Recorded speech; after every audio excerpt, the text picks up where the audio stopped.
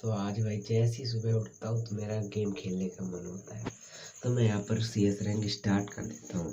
तो यहाँ पर पहले राउंड में आप देख सकते हैं मैंने एक किल करके यहाँ पर ये राउंड विन कर लिया। कहानी तो अब शुरू होगी जब सिचुएशन 2-3 की है। बस आप गेम प्ले देखिए कैसे यहाँ पर मेरा क्वार्टर मिस हो जाता है। पर देखिए भाई सबसे पहले यहाँ पर सब लूट कर लिए मैंने।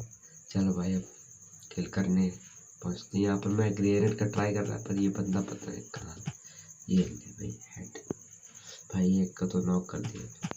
भाई ये सब उसने मेरे को 150 का हेड मार दिया भाई। भाई जल्दी से हील कर लेता हूँ, ऊपर की तरफ चलता हूँ। ये देखिए एक को नॉक कर दिया भाई, दूसरे को नॉक कर दिया। यहाँ पर भाई डिमेट्री से सब रिवाइव हो गए, डिमेट्री से सब। लेकिन एक को फिर नॉक ले लिया भाई। एक नीचे है लो भाई शॉट